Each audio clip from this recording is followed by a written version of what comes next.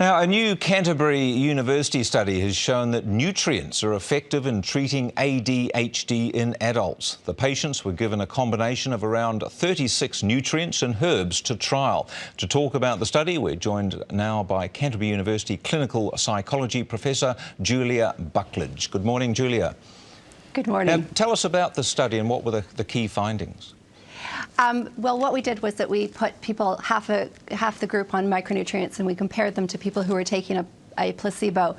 And what we found was that those taking the micronutrients were significantly better at the end of the 8-week trial compared to those taking the placebo in areas like attention, hyperactivity, impulsivity, as well as mood and overall psychological functioning. So we were really excited about the findings because this gives a lot more credibility to this field than we had before. And what exactly did the nutrients consist of?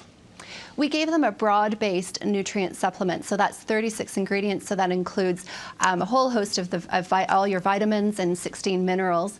And this approach is quite unique because most studies typically look at one nutrient at a time, like they might give zinc or they might give vitamin C, whereas we're taking the approach that the body needs a broad array of nutrients in order to function optimally, and that by giving just the one nutrient, say zinc, you actually cause deficiencies in other nutrients. And so we actually think that that's probably the wrong approach, and why this approach may have had a lot more success than other trials. So what are the implications of this, do you think? Where do we go to next with this? Well, the implications are that this offers people who suffer from ADHD, which is a chronic condition. It's something that obviously occurs for children, but also can occur in adults as well.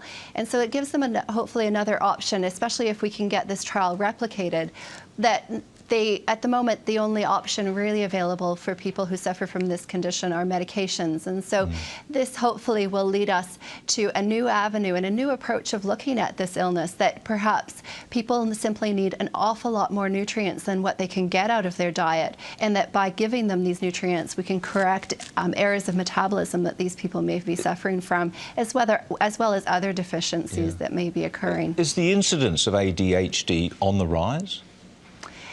That's always a challenging question. We do always get better at diagnosing it.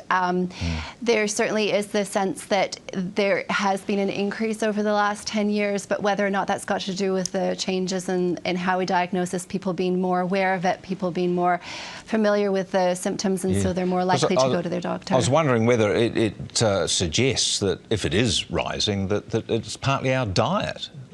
Is our diet just not adequate in the number of nutrients in it?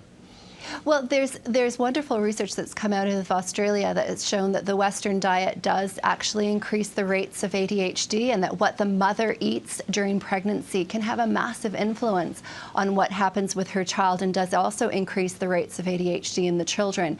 And so I think that addressing our diet is really fundamental to making a massive change in terms of our rates of illness at the moment. So it definitely does suggest that diet is important, but we wonder with this research whether or not simply changing diet is going to be enough. We wonder if some people simply are more vulnerable and need more nutrients in order to correct what we think might be genetic mutations. Okay, thanks very much for your time there. That's Julia Buckledge there from Canterbury University.